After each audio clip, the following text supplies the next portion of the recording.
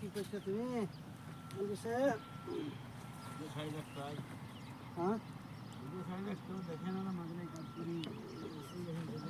ডাব্বাতে ঢেল দেবো না কিনে করবেন?